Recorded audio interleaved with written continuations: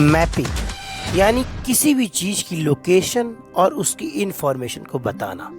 दोस्तों, यह नक्शे का काम हजारों सालों से अलग अलग देशों में बनता चला आ रहा है और हमारे भारत में भी कई सारे नक्शे मौजूद हैं जिसमें हम हर प्रकार के लोकेशंस और उसके बारे में जानकारी देते हैं। इसी तरह वैज्ञानिकों ने एक यूनिवर्स मैप तैयार किया है जिसमें वह अलग अलग गैलेक्सीज, स्टार्स और तारे और सितारों के स्पॉट, वही उनकी लोकेशन और दिशा निर्देशों के बारे में बताते हैं। दोस्तों, आप देख रहे हैं वर्ल्ड न्यूज़।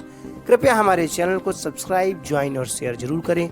हम आपके सामने समय समय पर नई नई इन्फॉर्मेशन और साइंस और टेक्नोलॉजी से जुड़ी हुई इन्फॉर्मेशन दिखाते रहते हैं, तो कृपया हमारे चैनल को समर्थन, सपोर्ट और सब्सक्राइब जरूर करें। तो आइए चलते हैं इस हालिया रिसर्च की ओर जिसमें वैज्ञानिकों ने एक यूनिवर्स का नक्शा यानी यूनिवर्सल मैप तैयार किया है और उसके बारे में किस तरह की जानकारी निकल के आ रही है। तो आइए बात करते हैं इस हालिया रिसर्च की। वैज्ञानिकों ने इस बात के दावे किए हैं कि उन्होंने आकाश यानी यूनिवर्स का एक मैप तैयार किया है। हालांकि यह मैप अभी पूरी तरह पूर्ण नहीं है और क्योंकि हमने यूनिवर्स का अनंत हिस्ट्री और अनंत उसका मैप तैयार नहीं हो सकता, तो शायद ये हो भी सकता है कि यह तैयार कभी पूरी तरह पूरा ना हो। लेकिन जितना भी डेटा वैज्ञानिकों के सामने निकल के आ रहा है उसका इस्तेमाल करके उन्होंने इस मैप को तैयार किया है और इस मैप में करीब बिलियंस ऑफ स्टार्स और उनके धब्बे, साथ ही गैलेक्सीज को भी दिखाया गया है। दोस्तों, वैज्ञानिकों के पास ये जो मैप है ये 2D में है और इसका आकार और भी बढ़ा दिया गया है। वही पृथ्वी के लगभग आधे आकाश को कवर किया गया है।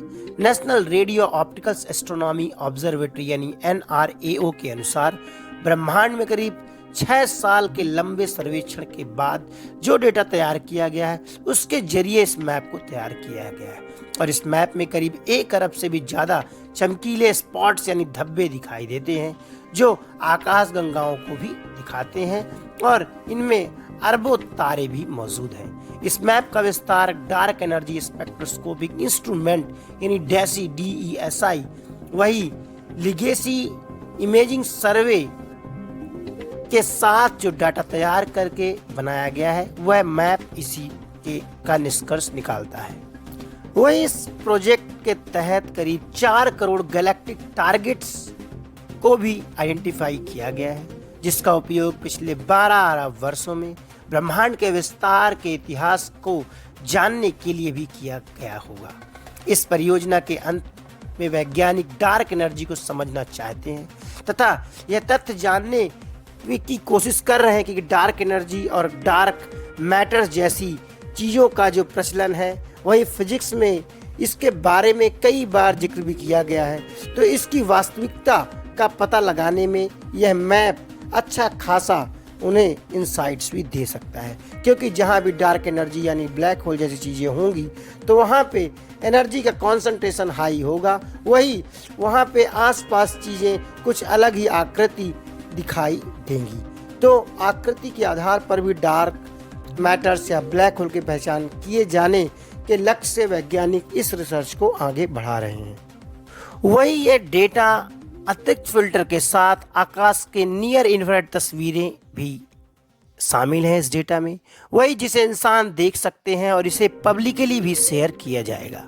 वही खगोल शास्त्री अल्फ्रेडो जेंटेनो ने कहा कि लिगेसी सर्वे में नियर इंफ्रारेड वेवलेंथ डेटा को जोड़ने से हमें दूर की आकाश गंगाओं से आने वाली रोशनी का भी पता लगाने में काफ़ी मदद मिलती है और इसकी गणना भी काफ़ी आसान हो सकती है। वही लिगेसी सर्वे का डेटा सार्वजनिक रूप से भी उपलब्ध है जिसका अर्थ और शौकिया खगोलविदों का इस्तेमाल कर सकते हैं जो इस बात पर शौक रखते हैं कि वह आकाश और अंतरिक्ष के मैप को देखना चाहेंगे। तो इसका डेटा पब्लिक के लिए भी अवेलेबल होगा। दोस्तों, नमस्कार।